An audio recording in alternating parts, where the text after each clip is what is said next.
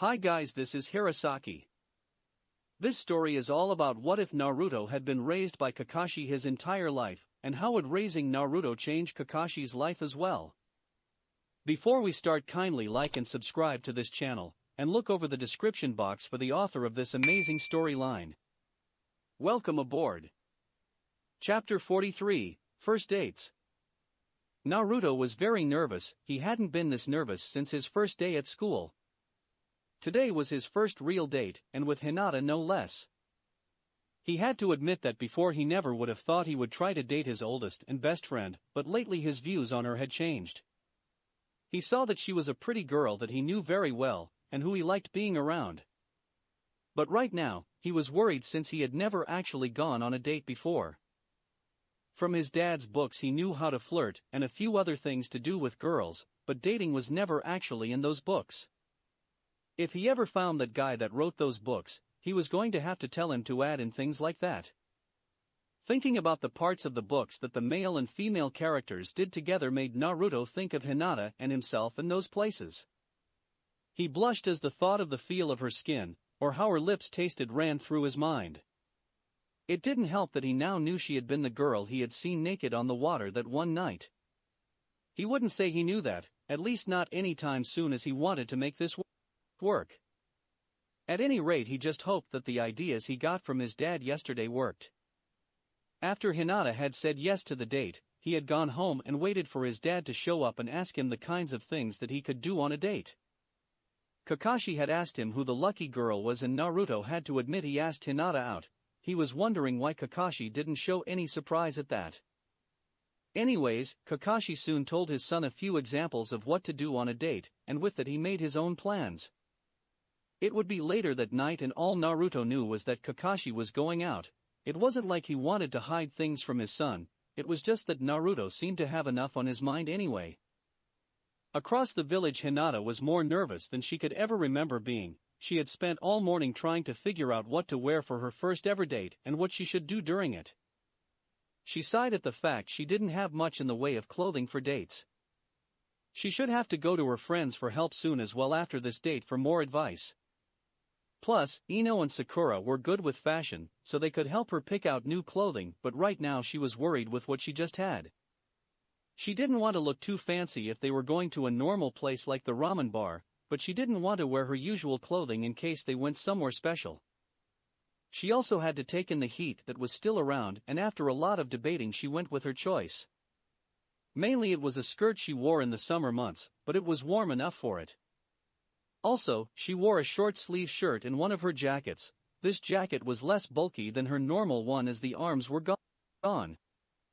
At this time, she wished her mother was still alive at this point. She really could have used her advice for this. She looked at the picture she had of her mother that she always kept in sight. Hinata picked it up and looked at her mother. She still remembered her as a beautiful woman that was always kind. Her heart ached for her mother's touch just once more, but she knew that wasn't possible. As she continued to get ready, her date was unknowingly to her, coming to the front gate. Naruto had already managed to get into the Hyuga compound without trouble as usual. A branch family member was already making his way to inform Hinata that Naruto was here to see her while he waited. He wasn't sure if Hinata was ready, so he was glad for the wait. He was in waiting out in the open just outside the main household. Unfortunately, it was just his luck that Niji happened to wander near him. He saw the familiar masked blonde, but he took note of the clothing he was wearing. It was different than his normal clothing, and had to wonder what was going on. He walked up behind Naruto, who was so focused that he didn't hear Niji. "Naruto, I wasn't aware you would be showing up today," Niji said to him, and took a bit of pleasure at how the blonde had jumped from being startled. "Damn it, don't sneak up on me like that," Naruto shouted at him. "My apologies," he said, although on the inside he was smiling. A little payback now and then against the blonde boy was very enjoyable. "At any rate, are you visiting Hinata-sama this day?" Naruto looked a bit nervous at this. He had hoped not to run into anyone like Niji, or worse, Hinata's father. He could lie, but Hinata would show up pretty soon, and he would find out eventually, and then Niji really might be pissed that he had lied to him. "Well, the thing is, I got a date with Hinata-chan right now," Naruto said nervously, scratching the back of his head. Niji blinked a few times, not sure he had heard right. He knew that Hinata had feelings for him. Hell, most of the village most likely knew, but he never really thought that Naruto would ask her out. First off was that as a main branch member and heir, Hinata would be expected to be courted by other members of the main house, and Naruto being an outsider would complicate things. But then again, Hinata would be happy and Niji did care about his cousin's happiness. That being said, he walked right up to Naruto's face as the masked ninja looked up in surprise at the taller boy. Naruto, because I know you and because of Hinata's feelings, I should warn you, Niji told him in a voice that had a hidden threat to it. You will treat Hinata-sama well on this, but if you ever hurt her, then you will have to deal with me. Naruto gulped and nodded. He knew the kind of damage Niji could do with his gentle fist style, and although he always wanted a match with him, the kind of look he was giving Naruto at the moment made him rethink that, as he didn't want to have to fight Niji when he was really pissed. Niji pulled back a bit. On the other hand, I do wish you both well. Naruto was surprised when the boy walked off, but then the older boy stopped. Also, I hope you stop flirting with other girls as well. Oh yeah, no problem, Naruto told him.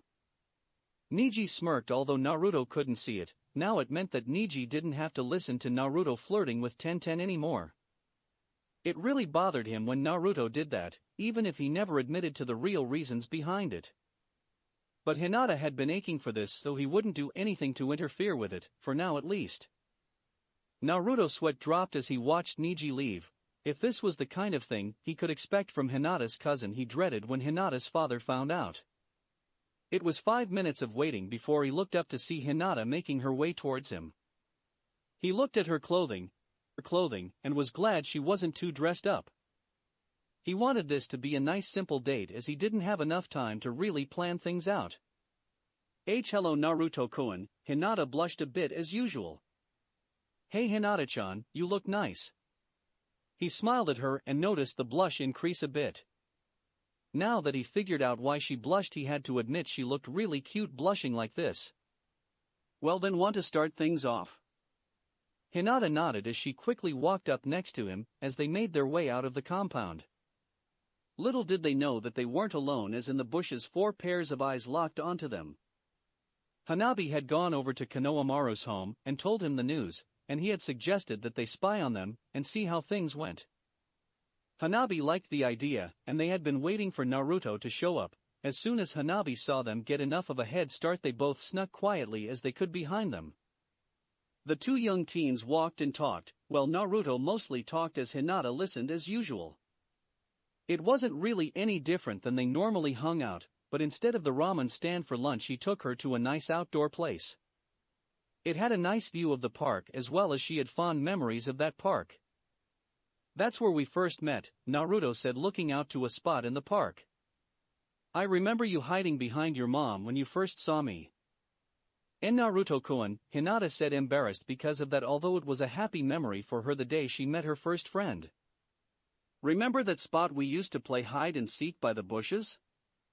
He asked her, and she nodded. We got so dirty that one time both our parents had to take us home to get a bath. Hinata giggled at that memory. She had never come home in such a sorry state before, and she had thought her mother was going to be made, but she had this small smile on the entire time. Those were happy times, Hinata said softly. Naruto nodded. After he met Hinata, his life had gotten a lot happier. Yeah, I'm not sure if I ever said this, but I'm glad we met, Hinata-chan. Hinata blushed as she smiled. I'm glad we met as well. Across the street, Hanabi and Konohamaru were spying on them. I wish I would hear what they're saying. Konohamaru sulked. Maybe if we got closer. With what they would see us. She told him. I got my ninja covering sheet, we can blend into the background. He smiled, pulling the sheet that had the look of a wood paneling on it, but in the wrong direction. Hanabi gave him a look that said all at that.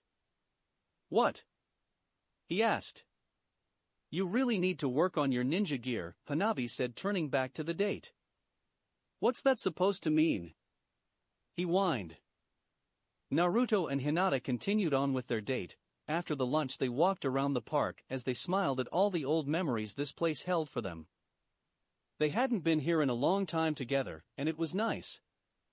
They saw a performer using puppets to tell the story of the first Hokage in the Valley of the End against Madara Uchiha.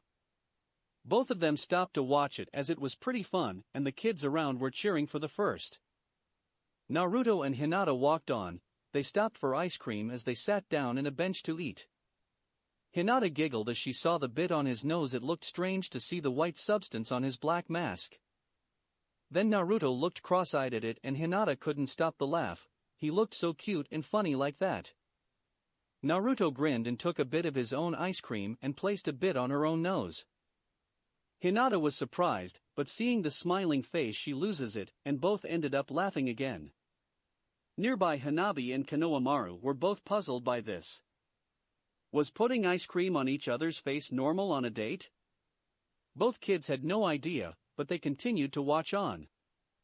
By the end of the date, Naruto was walking Hinata home when he stopped her before they got in sight of the gates. He didn't want the gate guards to see what he hoped to do at this moment. He had been thinking of this for the last hour, and it was now or never for him. "Hey Hinata-chan, today was really fun with you," Naruto told her. I liked it too, Naruto-kun." Hinata smiled at him. It had in fact been the best day of her life. She had finally gone on a date with her longtime crush. Naruto nervously scratched the back of his head. "Yeah, so well that is, you want to go out again?" Hinata blushed at the thought but nodded her head. One date was more than she had ever thought, but now he wanted another date. "Great, and this will be a great one. I just need to get it ready." Naruto had to plan out what he wanted to do next, but he couldn't wait. The date with Hinata had been so fun, and he found out that he really liked to hang out with her more than just a friend. He mentally cursed himself for not seeing Hinata as the cute girl he was looking at before now. "There's one more thing I've wanted to give to you. I wanted this to be a special date, but I wasn't sure how to do it.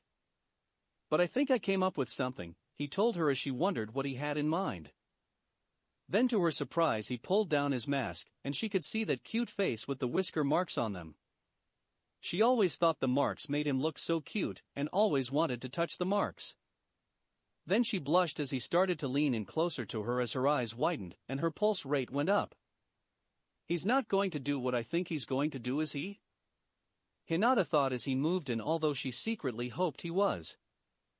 Naruto had thought about what to give her, and although they had done it before, that had been an accident. This time he wanted to make sure of his feelings for her. It was very forward of him, but then again tact was never his strong point anyway. He learned and slowly to give her a chance to push him away, but she never did. His face came to hers and lightly he kissed her lips.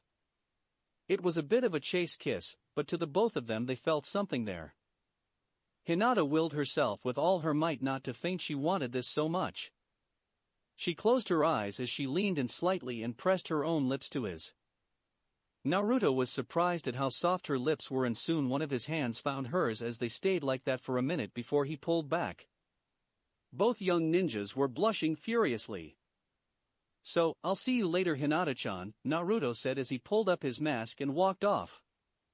Hinata nodded but couldn't say anything as she walked up in a daze. Naruto had just kissed her, a real kiss on the lips. For Hinata, if this was all just a dream, she didn't ever want to wake up. In a tree, two young kids had watched the whole thing. Did they just kiss?" Hanabi asked, cringing at that. "Yeah," Konohamaru said with an equal disgusted face. "I don't see why older kids and adults do that." Hanabi nodded. Sure, it was fun seeing her sister dating Naruto, and she did like him, but she didn't want to see her older sister kissing boys. "Well, I think the show's over," Konohamaru sighed. "Want to see if Moegi and Udon are doing anything?" Hanabi shrugged. It was better than nothing, although she wondered why her sister got that strange look on her face. Was kissing boys really that good? She didn't think so. Besides, it's not like she would ever be caught kissing a boy.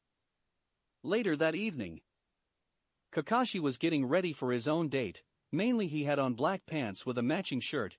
He was wearing a special mask that didn't go as far down his neck as his normal one. The light shirt was buttoned up with the top two undone. Instead of his forehead protector, he had on a simple eye patch to cover his Sharingan eye. He didn't get to wear that a lot and had spent nearly 20 minutes trying to find the damn thing because he couldn't remember where he had put it. When Naruto got home from his date, he had to smile at the look on his son's face. The boy not only had a great time, but seemed to be falling for the young Hyuga girl. All he had done was talk about Hinata and things like how cute she looked at this point and that point. Naruto was in his room when the doorbell sounded. He got up and opened to the door, and there was standing Anko. First thing he noticed is her new look, a skirt that went down to her knees, but with a slit in it, long black boots that went up high on her legs as well. A studded belt and a dark t-shirt on as well. He also noticed the purple lipstick and matching light eyeshadow wore. She also had on that large smile of hers. "Nice, so this is what you look outside of ninja gear," she said to him, although a little disappointed he had on the mask. "You going pirate on us because I think to a ninja that is a cardinal sin. I figured the headband was a bit much, besides I think it gives me a cool look," Kakashi replied back smirking.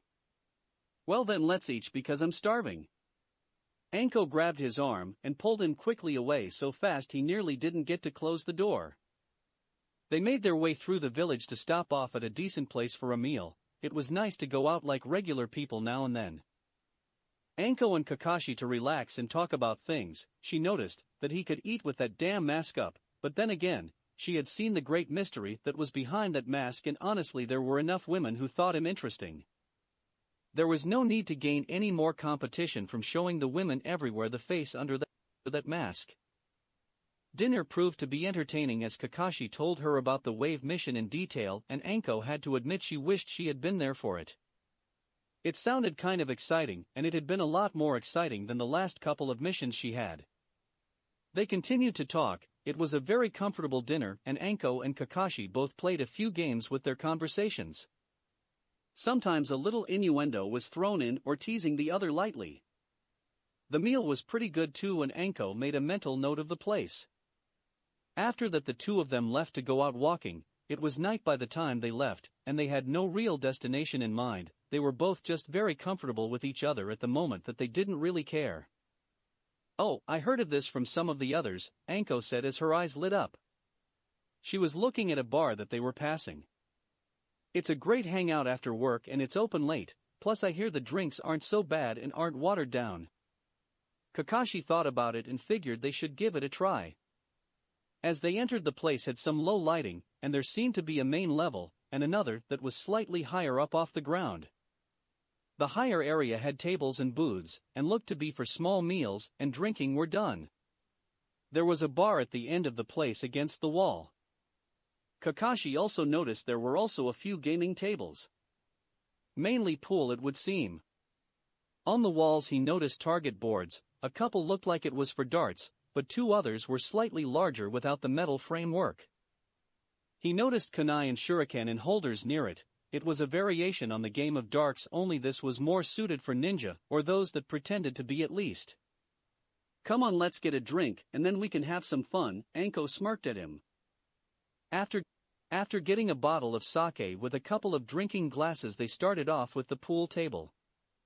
Kakashi and Anko were both very competitive people, although Anko was more of a sore loser when she lost the first game. She also had to admit that with his one eye covered, Kakashi really compensated well for no depth perception. At one point Anko had a very tough shot and wasn't sure how to get it. She tried to lay on the table to get a better shot off. "You want some help?" Kakashi asked, seeing her trying to get a very tough shot. She had to bank a ball off the side, while avoiding one of his balls at first and then another to get at one of her balls on the table. "Sure," Anko said as she was focused on the task at hand, but when she felt his body press up against her ass and back, her concentration faltered a bit. She smirked at how he had played her position on the table to his advantage. She made a mental note to try the same thing back. Kakashi helped her to line up the shot, and he couldn't help but take a smell of her hair. Whatever perfume she was wearing wasn't too strong, but it was an alluring scent. Anko smirked as she caught him taking a smell. She had borrowed this perfume from Kurenai before the date. Although it did some with a price, Kurenai made her swear to tell the whole story after it was over. After a bit Anko decided on a drinking game. Every shot missed you had to take a drink, but since they were a bit too good after a game it was moved to a drink for every shot. That made the games a bit more interesting. It was later that night when Kakashi and Anko were walking home. Well, at least he was. She was walking the edge of a small ledge balancing herself. You know, being drunk, I wouldn't do that if I were you. You're going to fall, Kakashi said to her, although he was feeling the buzz as well. I'm not drunk, Anko told him, as she continued on with her balancing act. It's only a 3-foot-tall wall anyway, and if I was drunk, I would have fallen just by walking. Okay then, you're trashed, not drunk. Anko smirked. If I was trashed then I wouldn't be able to move or speak. There are subtle levels to drinking and... Where was I? Anko lost her train of thought. Something about levels of drinking, Kakashi said, although he wasn't too sure himself. He had been too busy staring at her legs and ass as they were pretty much at eye level. Oh right, Anko started up again. Drunk is that you had a good time, trashed is going on a binge, wasted is that you're passed out cold, buzzed is only after a couple of drinks. So I'm somewhere just after buzzed. To prove her point she jumped off the small wall with a slight flip and landed. She had a little stumble, but she didn't fall down as she caught herself quickly. Kakashi had to admit she had great balance to pull that off after a few drinks. He stared to give a light applause, and she gave a theatrical bow to him, grinning. Although she didn't want to try that again, her head was starting to swim from the slip and the bow all of a sudden. This was one of the things that Kakashi had grown to like about Anko over the years. She knew how to have fun and cut loose. Kakashi remembered how he used to have been before Obito's death, and had tried to change him into something that was totally different. He took time to appreciate things more and got more laid back, and he had to admit his life was a little less stressful now because of it. If he hadn't changed his ways, he most likely would have had an ulcer by now. They continued on walking and talking and laughing all the way to his place. He hadn't intended to go this way, but Anko's home was on the way at any rate. Kakashi looked at his home and noticed all the lights out and figured Naruto was fast asleep by now. Anko had noticed it as well and she frowned a bit. She was enjoying herself and wanted things to go on. Hey, I thought the man was supposed to escort his date to her place.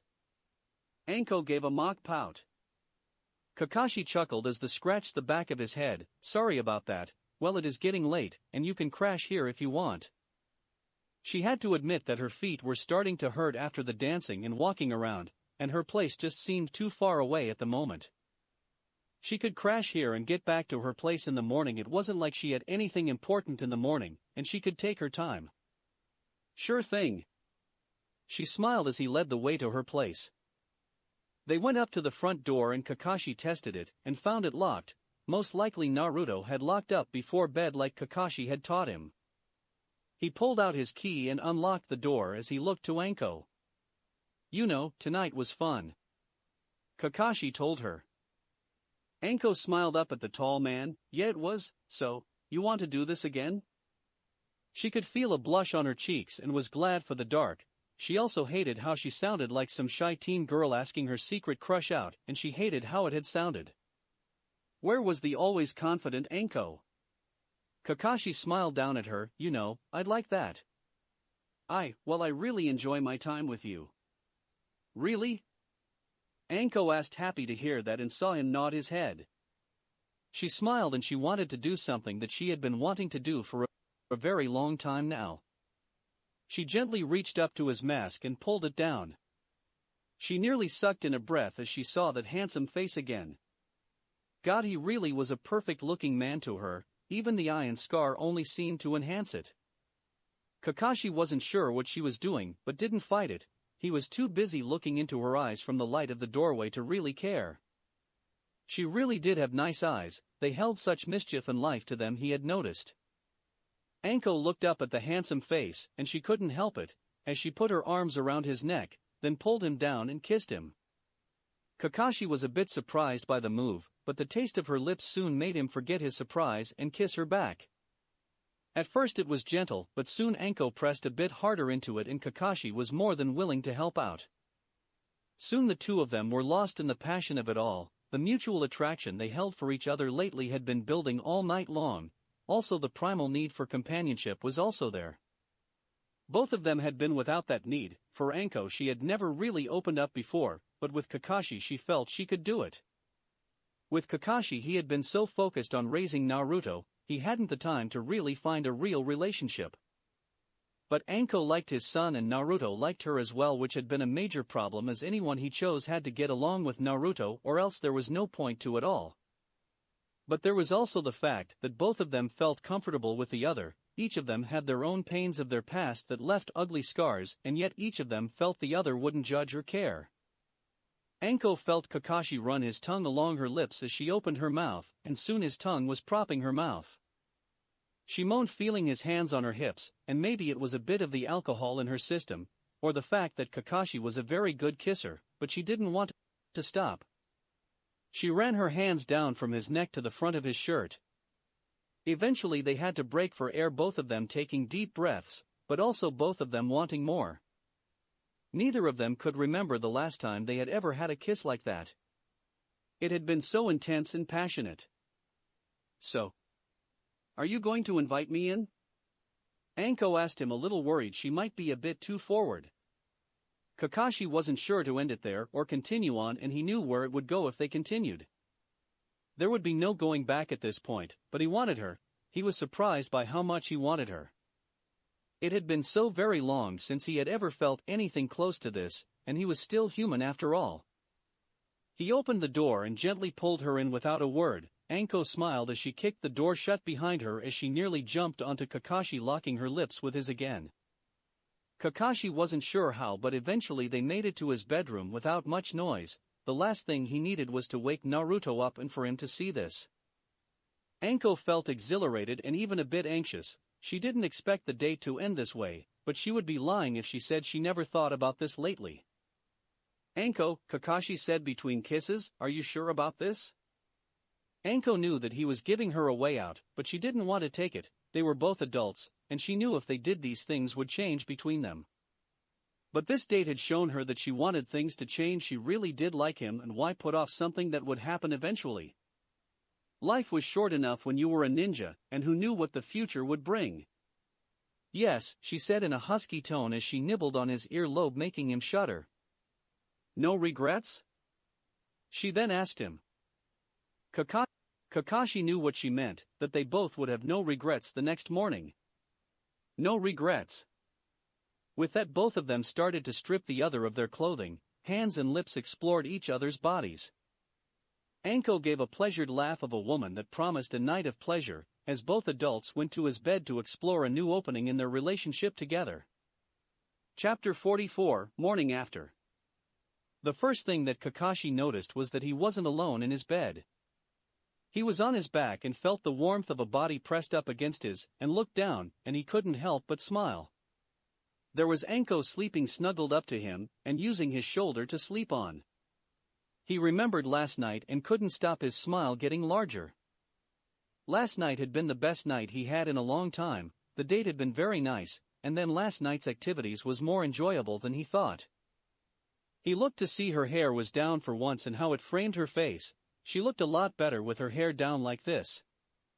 With his free hand he drew it up and slowly moved aside a strand of hair in her face. She looked so much peaceful asleep, and he didn't want to wake her, so he just looked at her, memorizing her face at this moment. She sighed as she tried to snuggle closer to him, making him smirk. She was totally different in this moment. She seemed too soft and open like this. There were no masks put in place. He felt like he could see the real her, and he liked what he saw. Eventually he realized they would need to get up. In fact, he really needed to pee at this moment, and gently shook her shoulder. Anko, time to wake up, he said. 5 more minutes, she muttered. Come on, we need to get up, we can't spend all day in bed, he told her. Why not? He had to think of an answer, as besides his bathroom need, he would rather spend the day in bed like this. Naruto will be up soon, and when he sees us, I'd rather not come looking for me to find us like this. Although the mental scaring of this image would be pretty funny in Anko's opinion, she knew that he had a point. She slowly pushed herself up and stretched out, yawning. She noticed Kakashi staring at her, and she smirked at him, going into a more sensual pose. Like what you see? Kakashi really could see this being a scene from one of his favorite books. Hell, Anko could be a star in a movie about them. Although on second thought, he liked the idea of having her and her naked glory all to his own. Well, can't say I can see anything to complain about. You got that right. Anko smiled at him, and then she got a more serious face on. Say, about last night. It wasn't a one-time thing, was it? Kakashi blinked in confusion. Did this mean that she was changing her mind about this? He thought that they wouldn't have any regrets about last night, but then again there was a bit of drinking, but nothing too bad. He was surprised at himself how the thought of her wanting nothing more than just maybe friendship made him feel. The truth was, he was actually looking forward to this. He couldn't remember ever feeling like that with another woman before. Anko was a little nervous when Kakashi didn't say anything. She wasn't looking at him and felt the bed shift. Then she felt those strong arms wrap around her body, and his head nestled into her shoulder. It felt nice being held like this. In fact, she never remembered anyone actually just holding her. To tell you the truth, I don't want it to be just a one-time thing, he told her. Well, I want to try things out with you, that is, if you want to. Anko gave herself a small smile as she twisted around and planted a soft kiss on his lips for her answer. Naruto. Naruto wasn't sure where he was. It was night, and he looked around as he seemed to be in a wooded area, but he didn't know it. He wasn't sure how long he had been walking, but he just walked on. Then he heard the water and went towards it, hoping to find something. By the time the forest opened up, he saw a large lake. There wasn't anything special about the area, but then there was a lot of bubbling from the center of the lake. He got himself ready into a fight stance and waited, but what rose up only confused the genin. He thought it was going to be some ninja or maybe a lake monster or something. Instead, it looked like a large bowl of ramen with a cap on the top. Naruto blinked in confusion, wondering what was going on. Then the top of it opened up. He was greeted to the sight of warm ramen in very large quantities, but what he really noticed was that on a piece of Naruto, the ramen, sat Hinata. Only she was sitting on it with her legs under her in a sexy-like pose. He also noticed that instead of her usual clothing, all she had on was her large baggy coat. Hinata-chan. Naruto finally spoke out, blushing. Hello, Naruto-kun, Hinata said without her stutter and in a seductive voice. He never knew that Hinata could sound so hot. She giggled at him as she gave him a heated look. So would you like a bite to eat, Naruto? Naruto's brain pretty much shut down at how she playfully said his name. Or would you like something else? Hinata giggled again as her hand went to her zipper and started to slowly pull it down. Naruto couldn't stop watching as it seemed to take forever for it to go down. It was opened up and her hands went to the edges of the opening. Then a suddenly loud noise of his alarm clock went off, not only scaring him out of the dream, but causing him to hit the floor. God damn it! Naruto muttered into his floor. The best dream in his life, and his stupid alarm clock woke him up just before the good part. He glared at the offending machine, wondering how to destroy the evil machine. Naruto eventually got up and turned it off, feeling groggy as usual when he woke up. He left his room to go to the bathroom, but he heard his dad in the kitchen, and he could smell breakfast. Seeing all that ramen had made him hungry, so he went to eat first, then bathroom later. He was still feeling sleepy as he walked into the kitchen and sit into his usual chair. Morning, he said absently. Hey there, Anko said, cooking some eggs. You want some eggs today? Yeah, sure, thanks Auntie Anko, Naruto said, rubbing his eyes slowly. Anko grinned, knowing that it took Naruto a bit to fully wake up. She decided not to hide her new relationship with Kakashi from him, but this was proving to be a very fun way of him finding out. She mentally counted down in her mind as she waited for his brain to process things. Naruto froze in mid-movement when he suddenly realized that Anko was there. And not only was she there, her hair was down and she was wearing only a very large shirt, one of his dad's shirts actually. She looked like she had slept here, in fact. What the hell? Naruto shouted out, pointing at her. What are you doing here so early and dressed like that? Doing here early? Anko asked him like she didn't understand. I've been here since last night. So? You stayed the night on the couch? Naruto hoped he was right because there was only one answer for that. Morning, Kakashi said in a pair of pants with a towel over his shoulders. He had just gotten out of the shower and noticed the scene in the kitchen. He sighed. He had seen this coming, and knowing Anko, she was going to yank Naruto's chain as much as she could.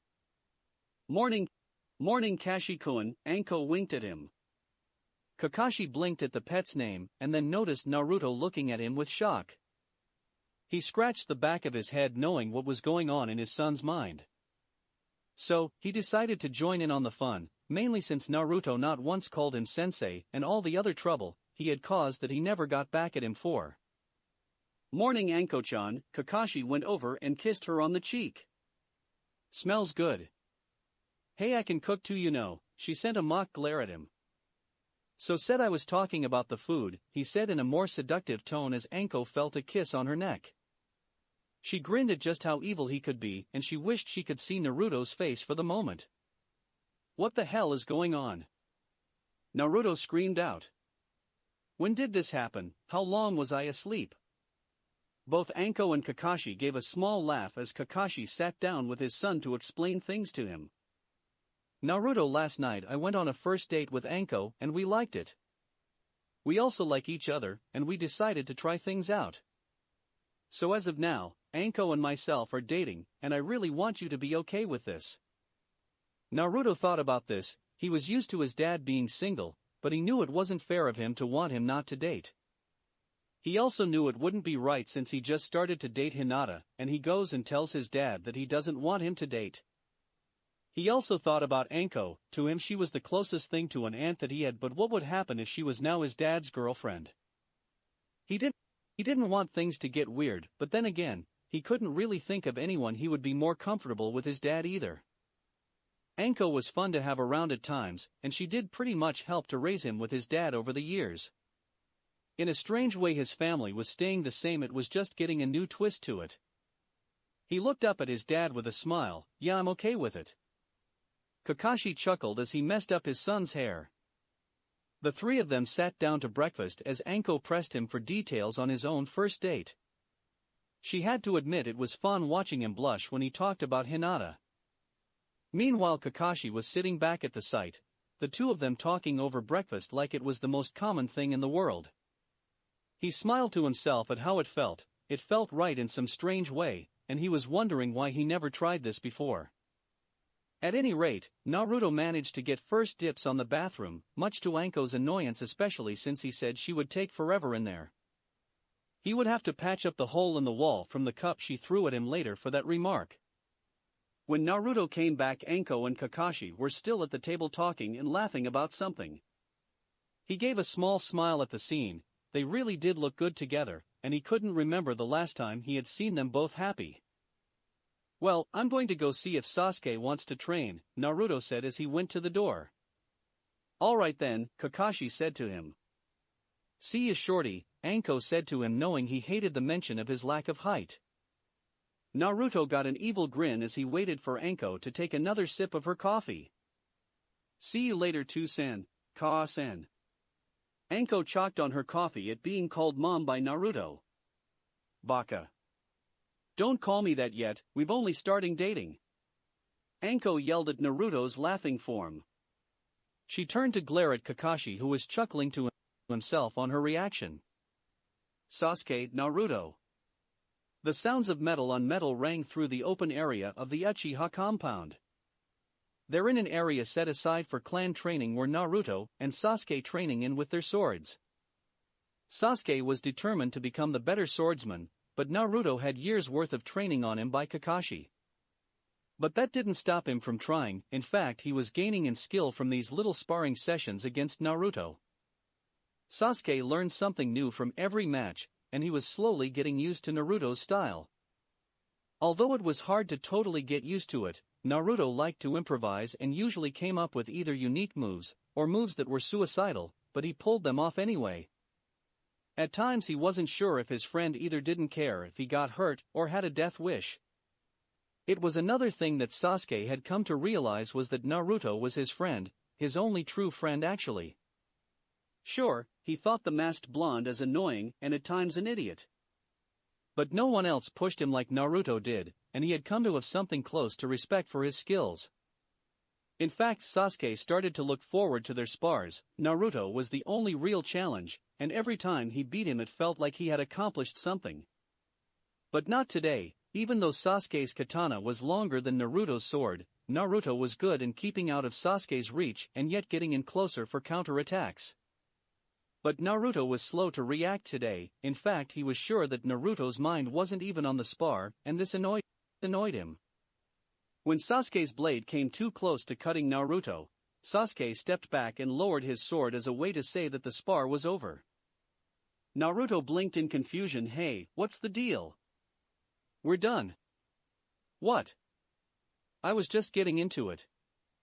Sasuke gave a small grunt and turned and walked to the nearby bench. You're distracted.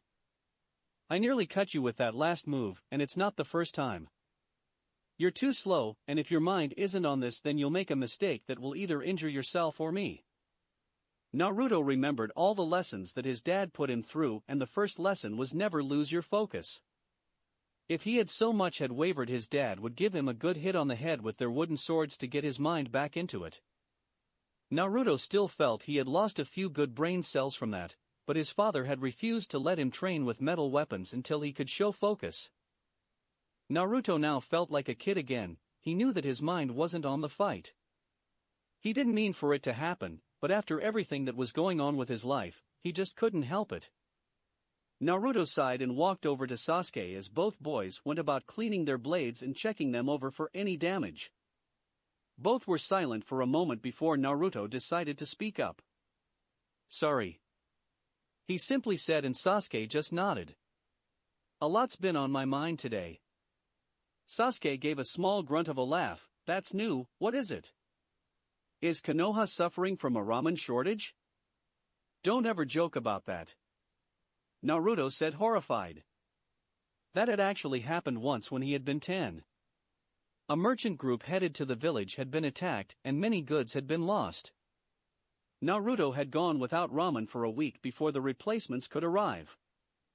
That had been the most horrible and longest week of his life, and he never wanted to go through that again. It's just that, well, Naruto said, blushing under his mask. I went out on a date with Hinata-chan yesterday.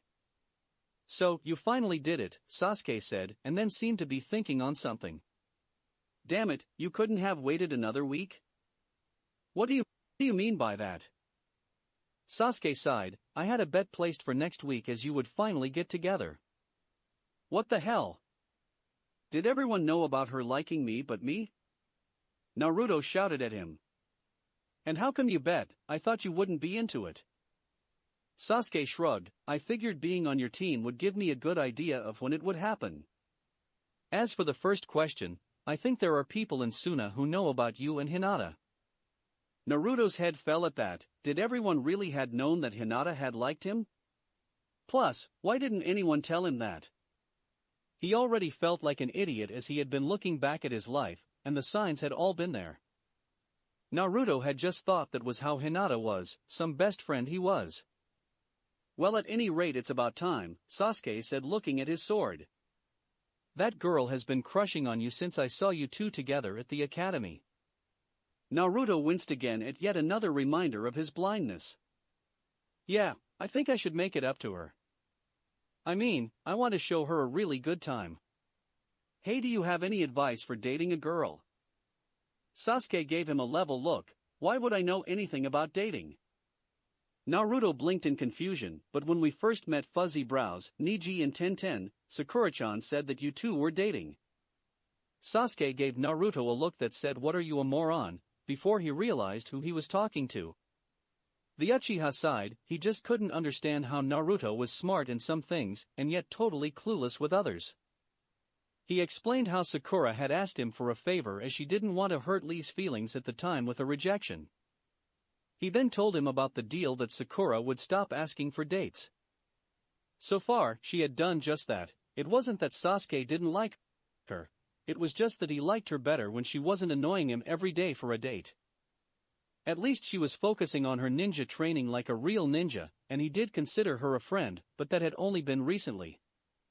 She had proved to him after Wave that she could be a good ninja one day. But as an Uchiha, he needed someone that would be good for his clan. Naruto took all this in and frowned a bit. He had thought that Sakura had picked Sasuke over him. Although he was glad he hadn't lost, if that hadn't had happened then he would most likely be still thinking of Sakura as more than a friend. But he was dating Hinata now, because of how things turned out, and he was happy with it. He felt bad for Sakura though. He knew that she must still like Sasuke, but to agree to that deal must have killed her inside. So, you don't like Sakura-chan because she's not strong enough? Naruto asked the dark-haired boy. I just prefer more mature women, Sasuke told him. I want someone that is sure of themselves, a strong woman, and above all someone I can respect. Sakura was just another of those damn fangirls for too many years. She's grown, but unless she grows up I can't see myself with her. Naruto thought about it and grunted in frustration. He wanted to help Sakura, but if she wasn't to his taste, it couldn't be helped. Then what kind of girl do you like? I mean, I haven't seen you even look at a girl seriously. How do you plan to revive your clan then? Sasuke gave him a sharp look as he wasn't sure it was any business of Naruto's, but after a few seconds he figured he might as well. Knowing him, the masked boy wouldn't give up. I prefer girls like that 10-10 girl, Sasuke said to him. Or at last, she's the only one that is interesting. She takes the life of a ninja seriously and keeps training herself to be stronger. She's confident and also doesn't turn into a fan girl around me. Naruto guessed he could see that although he knew something else. You do know that I think Neji has a thing for her, right? He hasn't made a move, so it's fair game, Sasuke said bluntly. Plus, there was a little perverse pleasure in beating the Hyuga prodigy. The Uchiha and Hyuga had been bitter rivals ever since the Hyuga joined the village after the Uchiha had helped form it with the Senju clan. He saw Neji as a rival, and he was determined to show that the Uchiha clan was still better by beating him. They continued on as they moved to sharpening the blade, and after 10 minutes Naruto had to tell someone else what he had found out that morning. I also found out my dad is dating. Seriously? Sasuke asked, wondering who would date Kakashi Hatake. The guy had those perverted books, was never on time, and was lazy. How such a legendary status he had no idea. He was wondering how much it was thanks to the eye that Obito Uchiha had given him. Naruto nodded his head. Yeah, they had sex last night too. Naruto was thankful the rooms had thick walls, he wasn't close to his dad's room, and that he slept like a rock. The last thing he needed to know was if his aunt was a moaner or a screamer. The thought of them naked just sent shivers through his body. Even if Anko was pretty, she was still family to him. Dating he could handle, but no kid wants to know when one of his parents gets laid. Sasuke wasn't sure to laugh at his misfortune or cringe in sympathy. It gets better too, Naruto sighed. Remember my Aunt Anko? That crazy purple-haired woman? He asked Naruto, who nodded. Yeah, what about her? She's the one who my dad is dating. Sasuke blinked a few times. He remembered Anko from her training Sakura in the use of her tonfas, and the woman was a bit scary. He looked at Naruto and considered what that would mean for him. I feel sorry for your future. Gee, thanks you bastard, Naruto glared at him. Anytime, idiot. Sasuke said with a ghost of a smirk on his face. Later. Anko was smiling to herself as she walked down the streets of the village. After showering at Kakashi's place, she went home to change into her clothing. Apparently, she also had found a summons at her place to show up to the Hokage Tower when she could. The meeting hadn't been what she expected, as she was now slated to oversee the second part of the Chunin exams. She had forgotten about those exams, but at least she was being given a fun part. She really didn't want to run the first part of the exam, and the last was just being a referee, which was boring. At least with the survival trail she could see some more interesting things. She would have to look over the forest of death soon to make sure it was ready. Although there wasn't much to look over, but you never knew what you'd find. Sometimes teams would leave traps just laying around. Although that was perfectly legal, it wouldn't do for them to just lay around. Plus, there had been that one year one of the wildlife had chewed through the gate, and a bunch of genins had nearly been eaten before they got to their gate. But that was something else to worry about. Right now she was happy, and she wanted to stay that way. She sighed as she thought about things. Anko could never remember feeling this happy. She stopped as they looked at her reflection in a window, and thought of how Kakashi said he liked how she looked with her hair down. I wonder, would it be a good idea to change my hair? Anko thought about it. Although it meant less time on her hair, she liked having it up as it was more practical. Pulling on hair was a very dirty and well-used trick in fighting. Maybe for when I'm off work then. It felt a little strange, her changing a little something like her hair just to please someone else. She remembered that if she ever seriously considered dating someone, she wouldn't change at all. She shook her head at that, but at least Kakashi wasn't asking her to change who she was.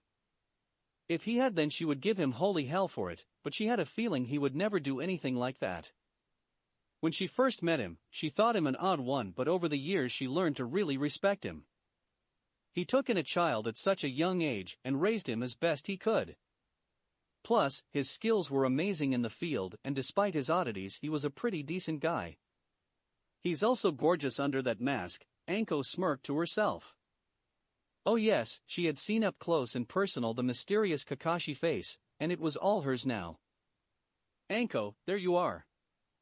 Anko turned surprised to see Kurenai walking towards her. Then she remembered that she was to tell Kurenai everything on her date last night. It was too late to fake not hearing her and sneaking off, plus she had been stupid enough to make eye contact. It wasn't that she was embarrassed, she just wasn't into the girly stuff like Kurenai was. Oh hey there, Anko said as her best friend got close enough. What's up? Nothing much, Kurenai said, giving Anko a bit of hope she wasn't going to ask. So how was last night? Damn. Stupid hope.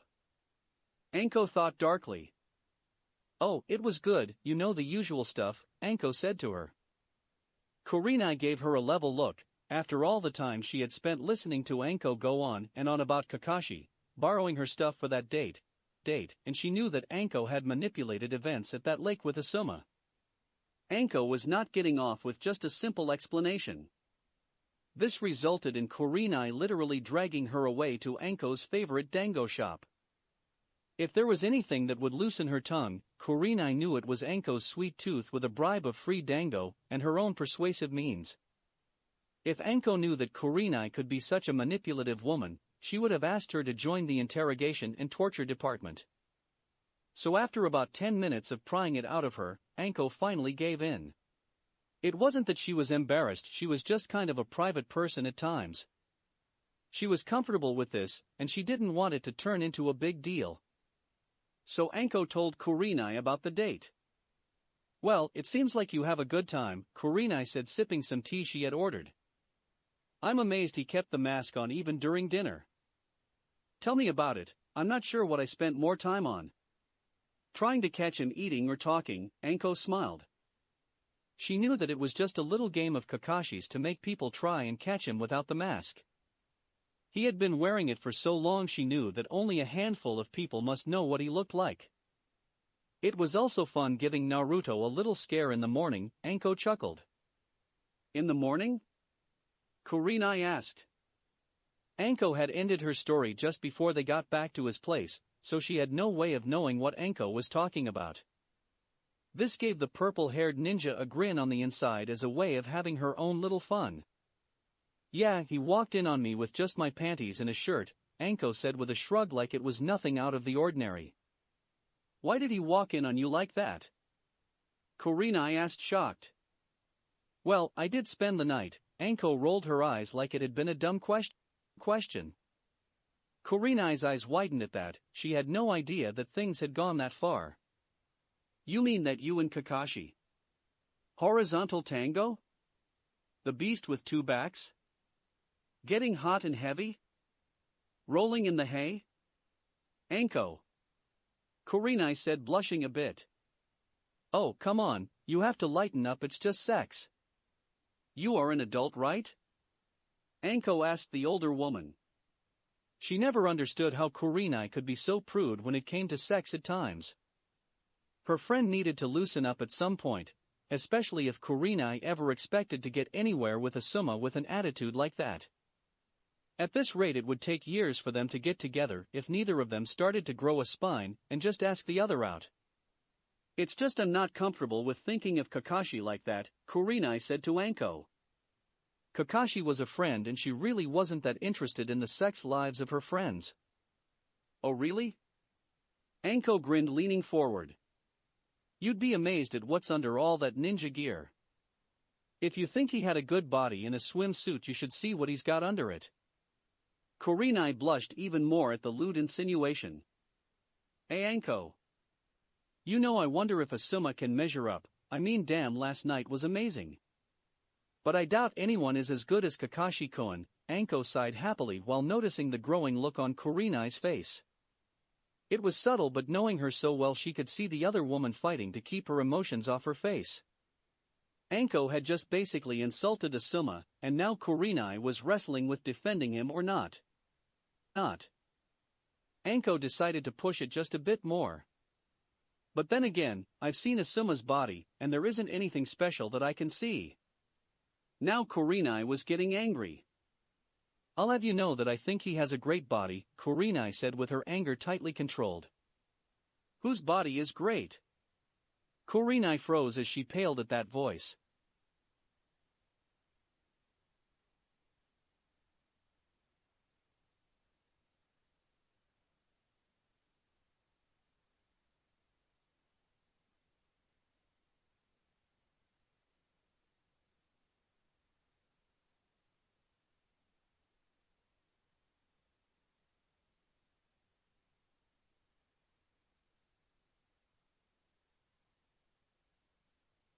She slowly turned to see none other than a Suma right behind her looking at her curiously. A snicker from Anko and Kurenai turned angrily over to her friend. Anko had seen a Suma walking close by and thought this was the perfect opportunity to have some really good fun. Kurenai's face when she heard a Suma's voice was priceless. Oh, how she wished she had a camera at that point. Maybe today was going to be a good day after all, as she watched Kurenai trying to talk herself out of what she had just said out loud. Anko sat back eating on her dango, watching a blushing Kurenai and a confused Asuma. A dinner and a show, Anko chuckled to herself. Too bad Kakashi isn't here, he would love this just as much. Chapter 45, The Chunin Exams. Hinata woke up that day, happy as usual. Lately, ever since she and Naruto started to date a few days ago, things had been better for her.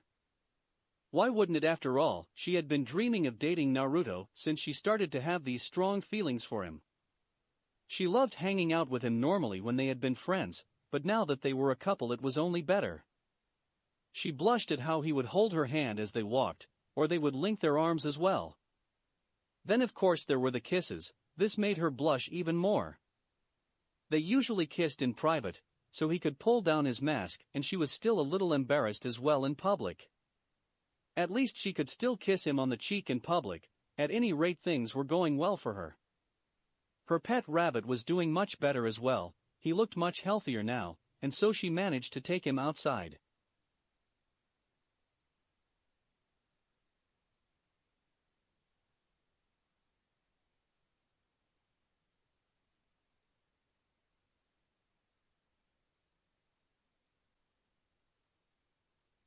This was where she was now watching as Hakukoan was nibbling on some grass. She heard some steps coming towards her and turned to see her father coming. She was a little worried since she had no idea what he might want. "I see you're taking good care of your pet," he said to her, looking at the rabbit. Hinata nodded her head. "Why, yes. He needed some food and care, and he's doing much better." Hayashi nodded his head. "It's good that you have shown the ability to take responsibility. There was a moment of silence, and mainly it was because Hayashi was meaning to talk to his oldest daughter about something. Lately he had heard the rumors concerning his daughter, and he wanted to make sure how much was true. Although he wasn't looking forward to this, he knew it would happen sooner or later. He just wished his late wife was still alive. This was more of a mother/daughter talk, but it needed to be done. "Hinata, I've heard a few things lately.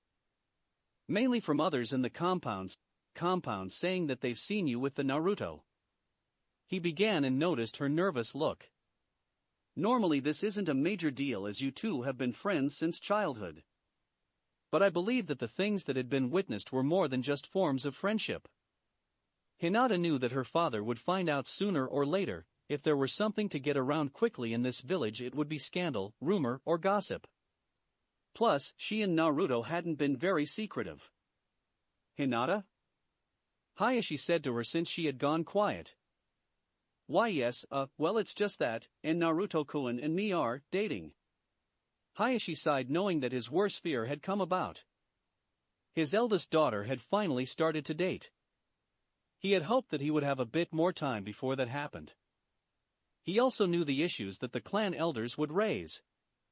It was hard just for those in the branch family to seek someone outside of the clan, because in the end all children would have the seal placed on them to ensure their bloodline would stay in the clan. Another issue was that the main branch family usually had some type of arrangement with another member of the main branch. It was a painstaking process because you had to ensure that first, the two weren't too closely related for obvious reasons. Another was that Hinata was the heir of the clan, so her suitor would have to be someone important. For a main branch member to date outside the clan, as far as he knew, was unheard of. But he and his wife had seen this coming. Hinata had been taken with Naruto for years, even before her feelings had obviously grown with time. "Hinata, I must ask you this. How serious are your feelings for the Hatake boy?" Hinata was caught off guard by this question at first. I care about him a lot, father." Hayashi knew it was more than that. His daughter had been infatuated with the boy for a while after all. But there were a few concerns that he had to deal with before the clan elders heard of this. "Daughter, you know how our clan has certain laws and rules? Well, how serious are you about dating this boy, because it won't be easy. The elders will most likely not take this well, so are you willing to fight for what you care about?" Hinata hadn't thought about the elders. Sure, her father was head of the clan, but the elders were also in place as a buffer. They were there to ensure that no one leader had too much power, but the drawback was that they had over time become set in their ways. They also held some power with certain members of the clan, so it was a delicate power balance. She was actually a bit afraid of elders. She had only seen them a few times when she was younger. But the few times she had met them left their mark on her. Then she thought about Naruto. He was the best thing that had happened in her life, or at least one of them. She thought about how their relationship was now, and she didn't want to lose it. Life without Naruto by her side seemed empty somehow. She looked up at her father, and he was a bit surprised by the look in her eyes. They still held that kindness that reminded him of his wife, but there was something else growing in them. He stopped himself from smirking at the inner strength that seemed to be growing in her. "Yes, I will fight for Naruto-kun," she told him without even a hint of a stutter. "Very well then, but you should prepare for a fight with the elders about this, Hinata," he told her. "Also, when there is time, I would like for you to bring Naruto over for dinner one night. I would also like to talk to him, in a more official dinner, that is." Hinata's sudden courage ran out at that moment. She wasn't sure how Naruto would react to that. Sure, he had been over before, but this sounded more official than the times he came over when they were younger. "A formal dinner?" Hinata asked, and he nodded his head. Hinata nodded her head in understanding. She would have to tell Naruto this the first time she got to see him. "Now that is out of the way, I also came here to tell you that your sensei is here to see you. Apparently, she had something to ask you and your team," Hayashi said as he turned to leave. He saw the red-eyes Jonin and nodded to her as she went to Hinata. He was pleased to see that the woman had done a good job with his daughter so far. One of the reasons he felt that Hinata would better serve becoming a ninja of the village was because so far, she had been unsuited for the Hyuga style of training. She just didn't have it in her at that age to take the training, so he felt being a ninja, Hinata could be of better service and prove herself more. He mentally sighed though, as now he had even bigger issues to deal with than how the elders viewed his daughter. Now, he had to deal with boys, and for a father that was nothing any father looked forward to. He was a bit envious that his brother had a son. With Niji his brother wouldn't have to worry about this kind of thing. Ramen bar. Team 7 was once more at Naruto's favorite place for lunch this day. The team took turns on where to go for lunches, and today had been Naruto's turn to pick. He had just finished his 5th bowl putting it down. He always enjoyed the ramen here, it was the best in the world in his opinion. Then he noticed that Sakura and Sasuke had been looking at him. "What? Do I have something on my mask?" Naruto asked. "I give up," Sakura stated, putting her bowl away. "I know I've seen your face, but I still don't see how you keep managing to eat without taking it off." "I gave up on that a while ago," Sasuke said. "I'm just wondering how the hell he keeps eating so much." "I'd stick my tongue out at you, but I'm more mature than that," Naruto stated to Sasuke. "You'd have to take your mask off to do that, and you and mature don't belong in the same sentence." "Hey! I am too mature," Naruto shouted at the boy.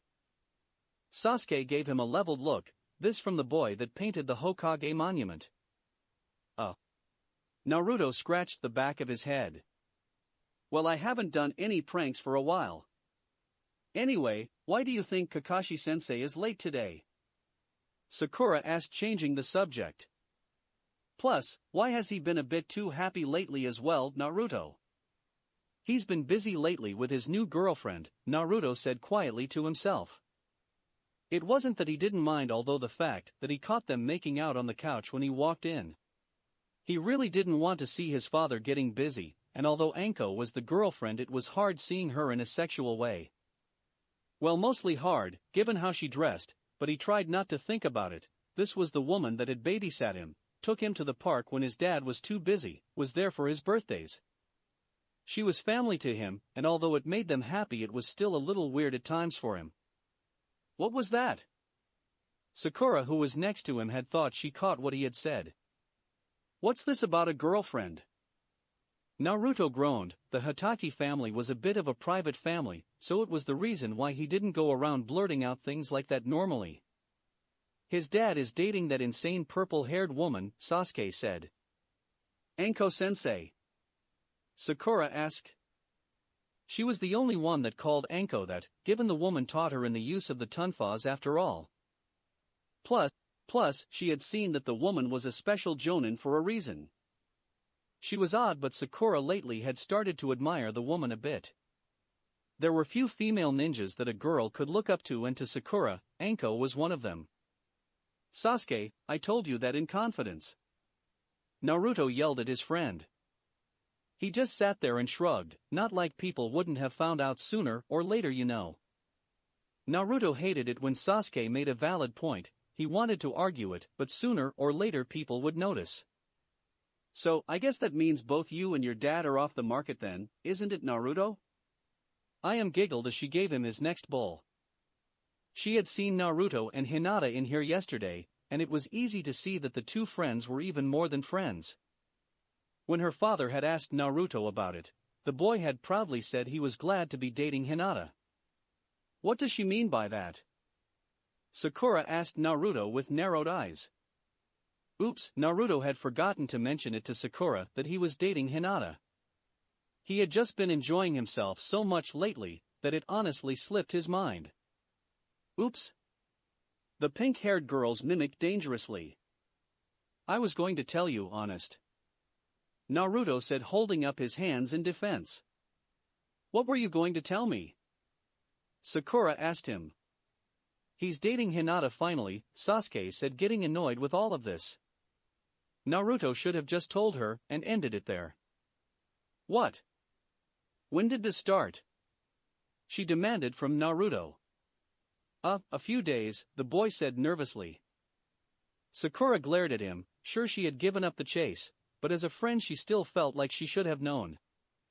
Naruto attempted to apologize, but she just crossed her arms and ignored him. She would make him work for her forgiveness. Although she was silently happy for Naruto and Hinata, but still he should have at least told her. At least she had some juicy gossip for Ino to share the next she saw her. Come on Sakura-chan, how many times will I have to say sorry? Naruto whined. Do I want to know what you did now? Kakashi asked as he came into the ramen shop. He heard the last of that, and from the look of Sakura, Naruto was in trouble for doing something. He forgot to mention that he was dating Hinata, Sasuke replay, and ignored the dirty look from Naruto. Well, that explains it, Kakashi said as though that was it. Are you really dating Anko-sensei? Sakura asked their Jonin-sensei. Yep, Kakashi said, not saying anything else. He could see the young girl wanted more than that, but that was all she was getting. What he and Anko did, well, that was just between the two of them. Although it had been only a few days, things were working out nice. He had never really been in a real relationship before. Then again, neither had Anko, it was new territory for the both of them really. So, they were slowly making their way through it all, learning as they went. Well, the physical side of things weren't so bad, at least, that they had discovered that the other could be very passionate. Hell, she brought out a fire in him at times he never knew he had. There was just something about the taste of her lips, it was a mixture of sweet and a hint of iron. Then of course her smooth skin, and the way she smelled too. Kakashi-sensei. Ha! Kakashi was pulled from his thoughts at Sakura yelling his name. Dad, you've been sitting there for a few minutes now, mind telling us why you asked us to meet up today? Naruto asked. Ah yes, I nearly forgot, he smiled at them as he pulled out several sheets of paper. These are the forms you all need to fill out for the Chunin exams. You're letting us go into the Chunin exams. Naruto exclaimed as he snatched up his forms eagerly. His father had taught him how you advance in rank in the ninja world, and the Chunin exams were the first major step. Kakashi nodded. I think you've all proven that you're all capable. But know this, all of you have to agree to this because it is a team effort. If one of you have any doubts at all, then you speak up now. Done. Naruto said, slamming his completed form onto the table. Kakashi blinked a few times and then sighed. He should have known Naruto would just jump right in. So, he picked it up and put it away, and looked at the others. Sakura seemed a little nervous, but she seemed to be filling her form out. Sasuke didn't hesitate at all as he filled his out. When they were all done, he gathered up the forms, a little bit proud that they all seemed to stick together. They would need that for the up-and-coming trails. Well then, it will be in a few days, so rest up. You'll all need it, and a piece of advice, look out for each other. Teamwork is what will get you all through this, and never forget that. Sure thing, Dad, Naruto grinned up at him. Well then, I suggest you all go and get prepared. Kakashi stood up and left his team to talk amongst themselves. He could already hear the excited talking among them, and he hoped they all would pass. There was another reason for wanting them to take the exam. Sure, he felt their teamwork was good enough, plus their skills were above normal genin.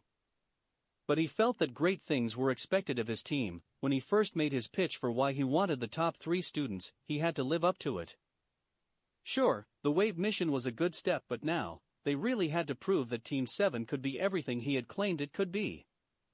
A bit of him was worried, mainly the part of him that was a father. Fatherhood had changed him a bit, he didn't deny it, but now he found himself worrying a bit more over the kids. He sighed as he made his way to the Hokage Tower. He just hoped things would be okay. People died in these exams, but he had to have faith in them. Back at the ramen bar, something hit Sakura. Hey, wait a minute. Who won? Naruto watched as Sasuke gave her a sheet of paper as she looked through it. Naruto couldn't believe that Sakura was in on it too. He really didn't like that people had been making bets behind his back, and so he quickly snatched it away. Hey! Sakura shouted out. Naruto scanned the list, and he couldn't believe it. Everyone from class was on it. Even Konohamaru and Hanabi were on this, and Ayame and her father. He casts both of the ramen stand workers a small glare. They both suddenly found some work to do and turned their backs to the boy. There was Asuma, even Kurenai on it. Even Enko and his own father was on this list. The biggest shock was the Hokage himself. What the hell? Did the entire village know about this? Naruto demanded. Calm down, Sasuke told him. It's not that big a deal. Yeah, Sakura said. We were just hoping you two would get together anyway. So, who won? Naruto looked at the dates. Shikamaru apparently. Hey, wait. Sakura-chan, you had a date a few years from now. So did Ino and Anko. What the hell? Well, with how you were totally oblivious and her too shy. Sakura trailed off. She also had made the bet back when she thought she might want to try a date with him as well. Now she and Sasuke had to listen to Naruto rant on about how he thought his friends had no faith in him. It would be a very long lunch hour. Later. It was later in the day and the team had gone their separate ways. Sasuke said he needed to get some new equipment for the exams, and Sakura went to find Ino. Already Naruto could hear Ino yelling at him for keeping such big news secret. He sighed to himself. It wasn't like he wanted to keep it secret, he had honestly just forgot to tell them. At any rate, he was already on his way to meet up with Hinata, hence the smile on his face. Despite what happened at lunch, he was now in a much better mood. After all, he was on his way to see his girlfriend. He couldn't help but notice how cute she was recently. He loved the way she blushed as it made her even cuter, plus her skin was always so soft. He kicked himself for not noticing her before now, all that time wasted. Well, he was going to make up for it. He had been planning on some major dates to make up for it. He had been looking for any festivals in nearby villages that he could take her to, plus a real fancy restaurant. There was that small movie theater, but the new Princess Gale movie wouldn't be here for a few months. He really wanted to take her to that movie, as he loved those movies and he knew Hinata liked them too. At any rate, he was hoping she didn't have any training today, or would be on missions. But when he got to the tree in the park they always used to play under when they were younger, he stopped to just look at her. She really was cute and the kindest person he could remember. Just looking at her you could see it, almost like she radiated purity. After a moment he walked over to her, and when she saw him, he could see her smile. It wasn't the usual kind he noticed, but lately she got this smile that she only showed to him. He liked that smile the most. And Naruto-kun, how was today? She asked as he sat down with her. Pretty good, although Sakura-chan was made. I forgot to tell her that I was dating you, he chuckled. Naruto-kun, you didn't tell her? Well, it's not like you told your team. Then he noticed her look. Oh, you did tell them then. Of course, she said. I would never keep this kind of thing from them. Plus Kiba-kun kept asking why I was so happy, and so I told them. They were very happy for me, so why didn't you tell your team? Naruto scratched the back of his head. Well, my dad already knew. I told Sasuke, but I just forgot. I mean, I was enjoying things so much and well, it just slipped my mind. Hey, wait a minute, did Kiba or Shino exchange money or mutter anything about a bet? Hinata blinked in surprise after they had congratulated her. Something had happened. Kiba had asked Shino, who was closest, and the bug user took out a small notebook. He cast a look and said something about Shikamaru. Even Kurenai seemed to have sighed at that for some reason. How did you know? Hinata asked, confused. I hate our friends sometimes, Naruto muttered. Then he explained the entire bet. Hinata's face went totally red from embarrassment. Hinata couldn't believe it. Her friends, her teammates, and even her sensei and little sister had been on it. She thought only her little sister had known, but everyone knew and made bets. She felt totally mortified. She groaned and hid her face in her hands. She must have looked like a fool for so long. Then she felt an arm around her as Naruto pulled her close. Hey, I know, Naruto said softly to her. I'm already planning my revenge. You want to help me? Hinata wasn't sure at first. She knew that pranks could be funny at times, but she never had the nerve to try and pull any. "Oh, come on, think of it as a couple's night out?" Naruto grinned at her. Hinata twiddled with her fingers at first. Spending more time with Naruto would be fun. Plus she didn't like how all those people had bet on her and Naruto like that. So she eventually nodded her head. Naruto smiled, knowing she wouldn't let him down. Naruto-kun?" Hinata remembered something else she had to tell him. "There is something that we'll have to do, but it will have to wait for a month or so." Oh. Hinata nodded. "My team just entered the Chunin exams, so dash." "Wait, teammate joined up too." "That's great." Naruto shouted. "My team will be there also. This is going to be great." "And Naruto-kun," she said, trying to get his attention. "Ops, sorry. You were saying?" "My father found out we were dating today." She looked down at her hands. She didn't see Naruto pale suddenly. Although he was good friends with the Hyuga clan, the little run-in with Niji had him nervous enough as it was. Now, he had to deal with her father as well. He liked her dad, don't get him wrong, but the guy could be a little intimidating at times. He knew that her father would find out eventually, just not so soon. The sudden image of dodging the gentle fist style from her father came into his mind. "And my father wants you to come to a formal dinner when we get the time," Hinata said, and then heard a thump. She quickly turned to see a slumped-over Naruto-kun. She shook him, trying to get him up, but he was out like a light. It would take her a couple of minutes to wake up, and when he did, his good mood was suddenly changed to a sense of impending doom for the near future. Chapter 46, May the Exams Begin. This was the day that Naruto and his friends would enter into the Chunin exams. He had barely gotten any sleep that night as he had been too excited. When he caught up with his teammates, he could tell that both of them looked to have a little trouble sleeping as well. But they were all looking forward to this. They made their way to the academy. Naruto wanted to run there, but both teammates held him back. Sakura scolded him to keep his excitement down. They needed to focus, and there was no telling what they would be up against. As they made their way there, Team 7 noticed other teams going to the building. "Looks like a few other teams are here," Naruto muttered, looking at the different forehead protectors. "I can see a grass Nin team, and is that a mist headband?" "Looks like it," Sasuke said, seeing the three-man team Naruto pointed out. Naruto felt a bit nervous about that. It was a good thing that Zabuza wasn't here with Haku. He had wanted to know if they could come, but his dad had warned him that it was a bad idea the last time Naruto sent a letter to Wave. After all, Zabuza was officially listed as dead, and if someone recognized the man, it wouldn't have been good.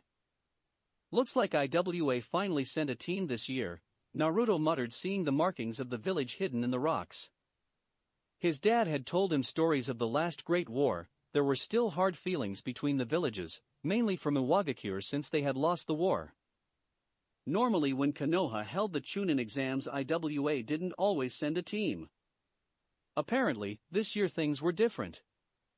"Hey, out of the way, shorty," said a voice that came behind Team 7. Naruto turned to see who called him that, as he was still a bit sensitive about his height. Behind him was an older boy in some kind of black suit with purple face paint and something on his back.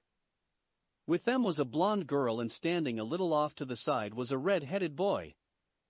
There was something off with the last one. He just kept staring into space, looking bored. He was kind of creepy looking too. "What did you call me?" Naruto challenged him. "You heard me," the boy said. "I think the last person that should insult someone is a guy who wears makeup on his face." Naruto shouted out at him. "What the hell did you say?" The older boy said angrily. "This is war paint, you little shrimp. Call me that again and you'll need more makeup to cover the bruises on your face.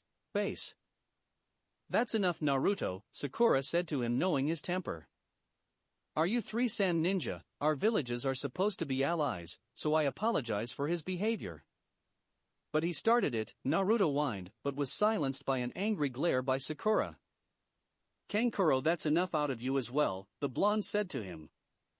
Oh, come on Temari, Kankuro said back. I was just having some fun. Be that as it may, the girl is right. Temari glared at her younger brother. We're here for the Chunin exams, and I won't let you get us getting kicked out for fighting with a team when we haven't even gotten into the building. We're wasting time. The red-headed boy suddenly said. We're moving now. The way the boy spoke was something that Team 7 couldn't miss. He was quiet, but there was a threatening undertone to it all. They were also surprised by the killing intent behind the boy as well, that was directed at his own teammates. Oh, of course, Gaara, Temari said quickly as the Suna team moved off. Man, I'm so glad we don't have a guy like that on our team, Naruto muttered. Was he giving anyone else the creeps? Yeah, Sakura said. She had just met the boy, but there was something just not right about him. Those cold and motionless eyes and face, and his voice was very off-putting. Sasuke just gave a small grunt as he walked on. Bastard is trying to be cool again, Naruto muttered to himself. With that Team 7 entered the academy, it was weird to be back here after spending so much time as Genins. Although they didn't have time to think about old times, as when they made it to the second floor they noticed a whole group there. They saw Team Guy arguing with a couple of older kids who seemed to be trying to keep people out. They kept on saying things like how everyone here wouldn't make it, how hard the exam was and things like that. Naruto was a bit confused when he saw Tenten and her team being pushed around. Why the hell doesn't she just kick his ass? Naruto said to his friends. Quiet, Sasuke told him. Can't you see what's going on? At Naruto's blank look he sighed, wondering why he let himself become friends with an idiot. They're acting, everyone here is against each other's teams, remember? That means everyone here is looking to see what the other can do. So, if they act weak, everyone here will think they're weak. Naruto suddenly got it. He had to admit it was a neat trick. There's something else odd, Sakura said as she noticed something else. We're on the second floor, so why does that room number say it's the third? Everyone looked at the small sign above the door.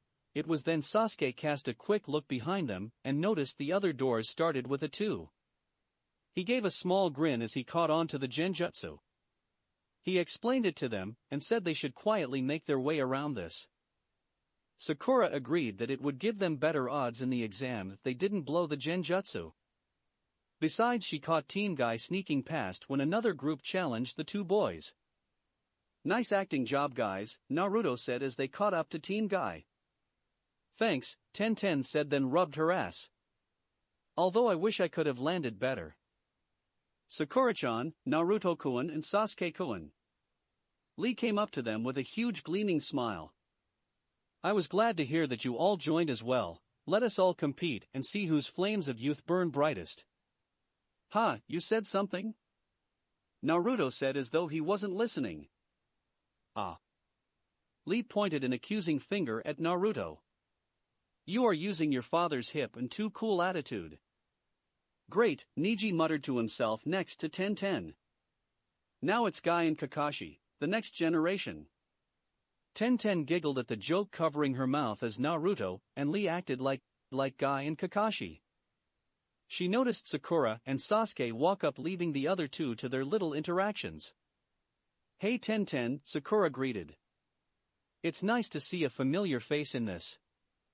Yeah, but remember, we may be friends, but in this it's every team for themselves. Tenten said in a friendly tone. Sakura nodded in agreement. Oh, trust me, I've been working on my tonfas and a few other things in case we meet up again. Then I look forward to it.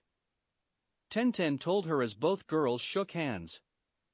It was then that they noticed that Sasuke and Neji were posing and staring at the other. Neither one wanted to show any weakness to the other. This left both girls to sigh at this. It just seemed that they couldn't expect those two to get alone for a few seconds. Hyuga, Sasuke said. Uchiha, Neji returned.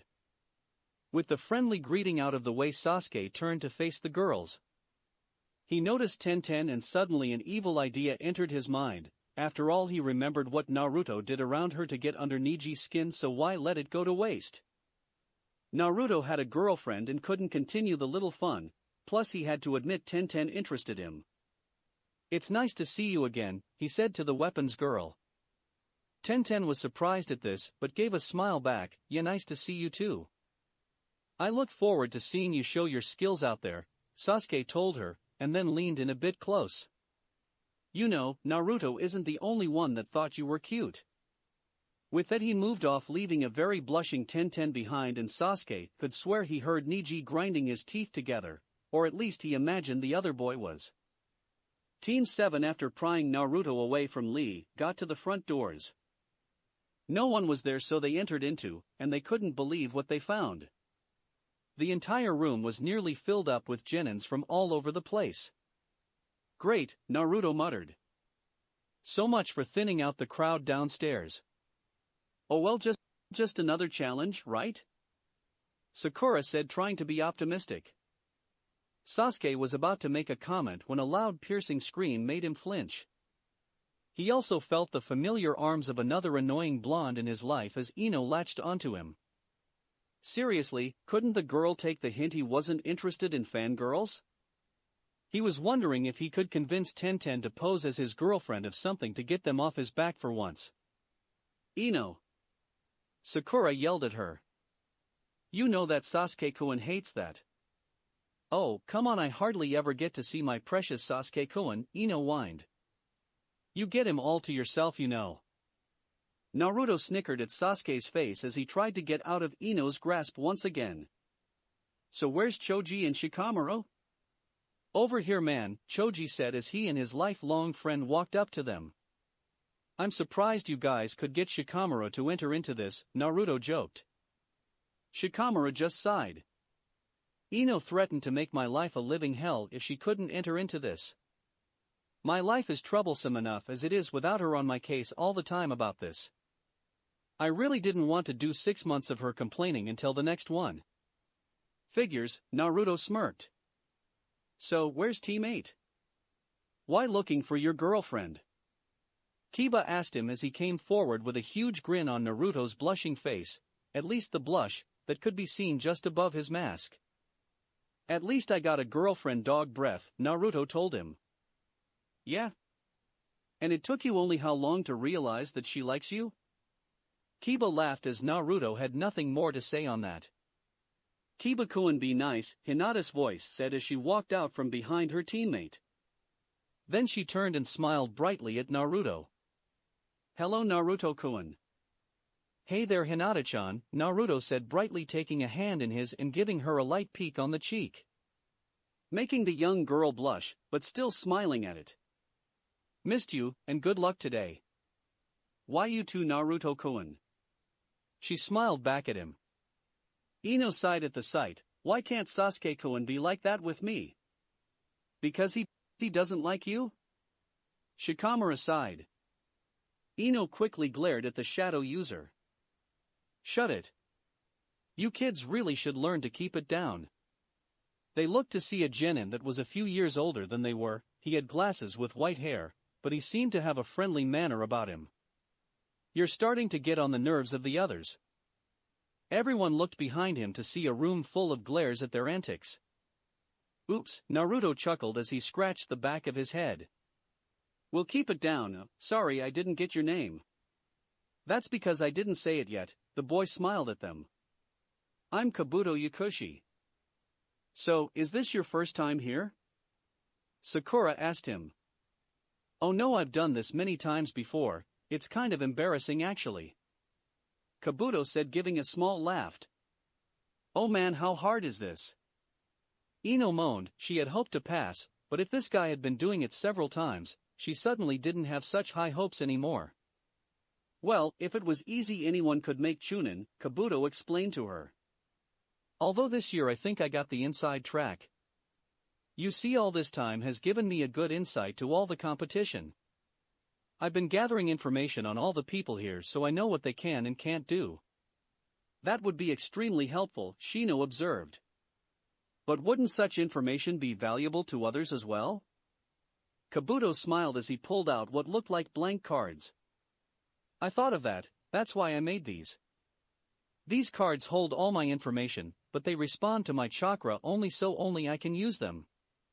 Watch this. With that he pulled out a card and a slight blue glow showed up around it. Then the information suddenly appeared, there were states, a bio and even a picture. It was a very detailed piece of information actually. Let's see who we got here. I'll look at that. Sasuke Uchiha, Genin of the year of his graduating class, put on Team 7 under Kakashi Hitaki. You have 16 D rank missions, one that was turned into a B rank, and another that went up to an A rank mission. That's impressive for someone that young. Now then says here you have a few fire jutsus under your belt, activated your Sharingan, and you're above average with swords. Family fighting style of intercepting fist is your primary taijutsu style, as you're above Genin level in hand-to-hand. Also says you're the only of 2 living Uchiha left in the world as well, given that your brother Dash. That's enough, Sasuke snapped at him. The last thing he wanted was to go through that personal history. He also didn't want to go into his brother, he knew what that man did, and there was no need to open that door to his past up again. That seemed kind of specific, Kiba remarked. Well, I do my research plus as a Konoha ninja I have better access to those in our village. Kabuto explained to him. But I still have information on the other just in case as well. Really? Sasuke asked then looked at the Sand team. What can you tell us about that Suna team? Kabuto pulled out the cards and read them off apparently, they're all siblings and the children of Suna's Kage. Kankuro was something called a puppet user, this was a bit lost on the Genins as they had never heard of it. Apparently, it was a specialty in Suna that uses giant ninja puppets. Temari was a wind user and top kunoichi of her class with very high marks. Gaara was a bit more of a mystery other than he used some kind of sand jutsu, but what was really odd was the team's mission profiles.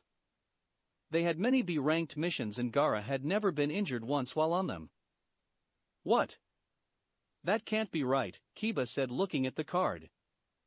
No one can go on those missions and not get hurt, at least not a Genin. Well, I assure you that my cards are very accurate, Kabuto stated pushing up his glasses slightly.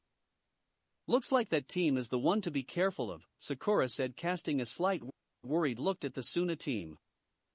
Hey don't worry, Naruto said smiling at her. They never met us yet, and we'll show them what Konoha ninja are made of.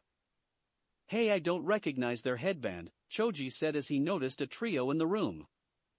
Which ones? Ino asked looking around. The girl with the long hair, with the boy, and the other guy with bandages all over him.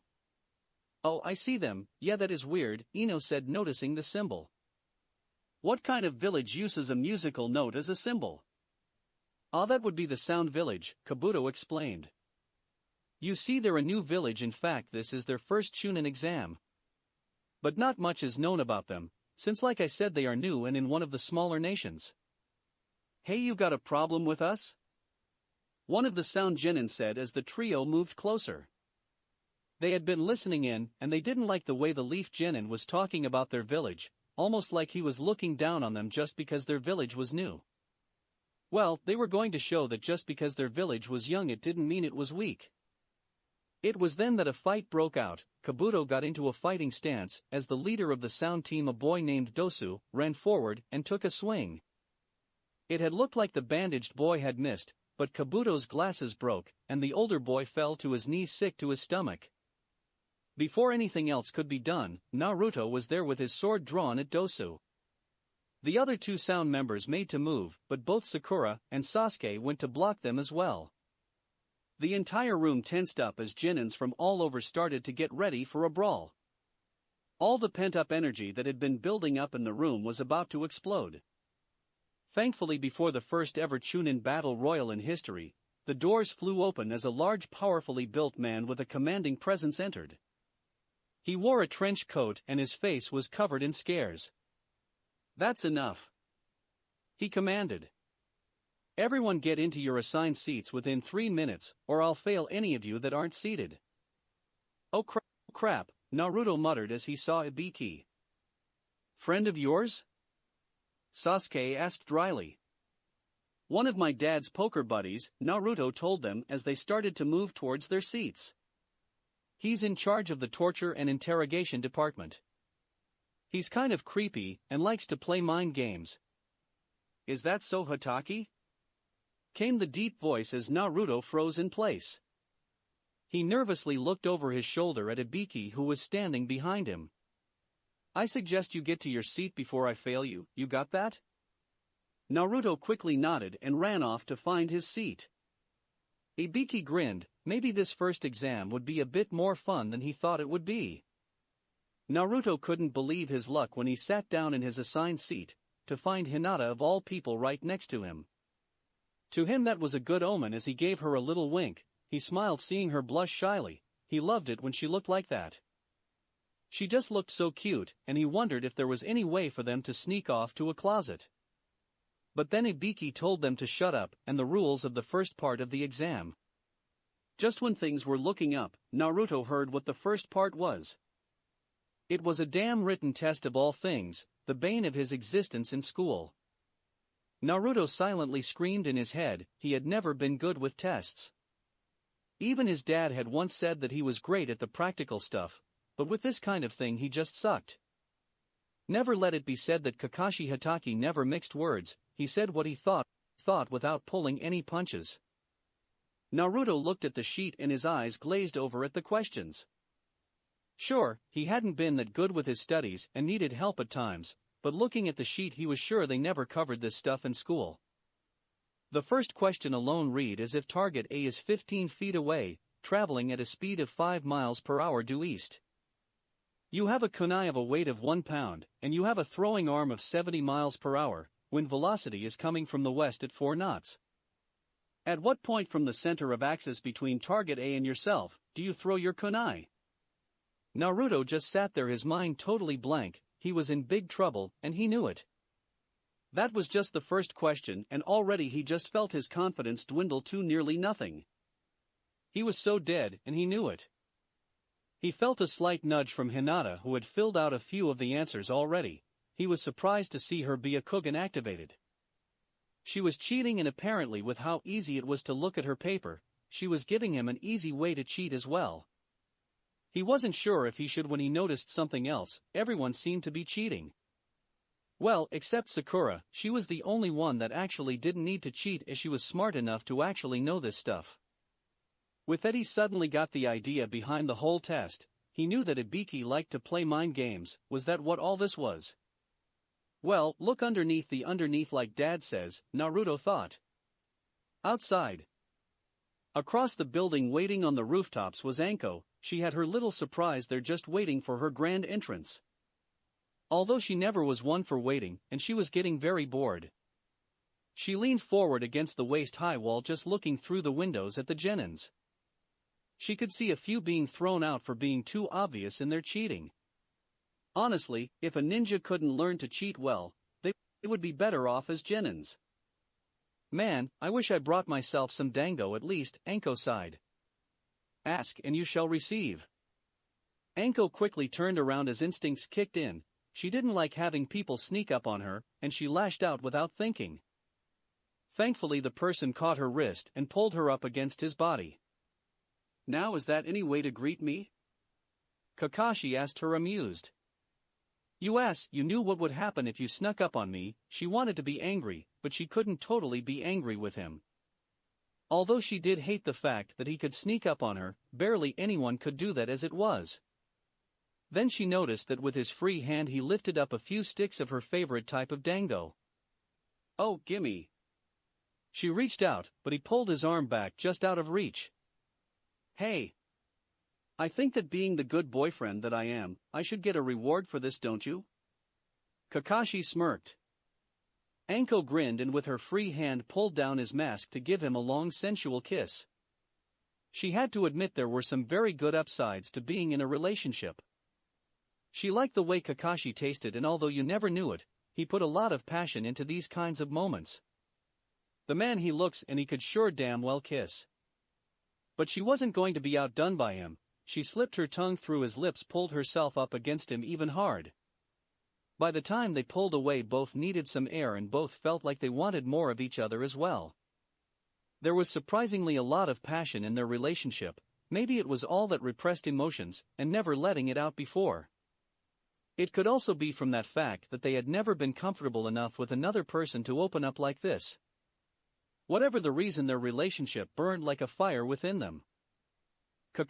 Kakashi smiled as he pulled up his mask. Well, that's a good reward, all right.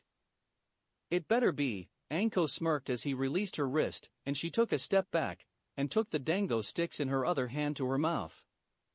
Kakashi blinked and looked at the hand that was supposed to have held the snacks, and then gave a small laugh. She had used the kiss as a distraction to take them from him, Cleaver, and he would remember that. He looked at the bundle by her, and looked at it confused. Do I even want to know what you have planned with that? He pointed at it. She smiled at him, just my way of making a big entrance. Kakashi sighed, always have to make an impression, don't you? Anko laughed at that and nodded, oh yeah, you know it. I do, Kakashi said as he got closer to her. I think I still have a few impressions your nails did on my back a few nights ago. Oh, want me to kiss them and make them better? Anko teased, taking another bite of the snacks. Although to her it was his own damn fault, if he didn't want her to leave marks then he shouldn't get her so worked up in bed. Although she remembered a few marks he left as well, and was thankful her clothing covered those areas up. Maybe later, Kakashi said, and then looked at the windows. So how are they doing? Not sure, Anko said. I can only see like a third of the damn room, but I think your brat is still in the running. Oh, I know, Kakashi said happily. He's my son after all, and I trust his team to do well. Anko had to admit that Kakashi made a good father at times. He was so confident in Naruto and his team that she kind of wished she had that before Orochimaru. But she learned that you can't change the past, just live with it and go on. And she had moved on. She was a special jonin now, had good friends, and was finally in a healthy, stable relationship. Yeah, so far life was good and she felt like things were going well. As she finished the last of her snacks, she leaned next with Kakashi as they watched the kids. She wasn't the type to be all girly, but with no one around she could drop her guard a little. She leaned her head against his shoulder, and she wasn't surprised when he gently placed an arm around her. She gave a small sigh of contentment. For some reason just being held by him like this felt nice. After about 5 minutes though, it was getting a bit boring just standing there waiting. God, how much longer is Ibiki going to drag this out? Anko muttered. Getting bored? Hell yeah. Okay then, how about? Kakashi trailed off as his arm went down slowly, caressing her back along the spine. He gently started to make small circle patterns in her lower back for a bit. We passed the time in a more pleasurable way? His hand then reached her ass and she suddenly didn't feel so bored at the moment. Chunin test room. Naruto couldn't believe that after everything it had all been a setup.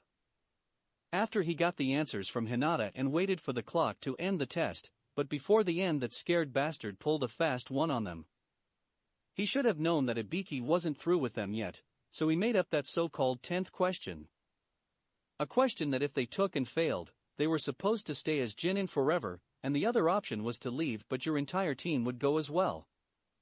A few took the leaving option, but Naruto didn't want to back down. There was no way in hell he was going to quit now. He saw that Hinata looked a little nervous and gently took her hand in his. She gave him a small smile, and he felt her grip his hand a bit harder. He gave a quick nod to his teammates, and they waited.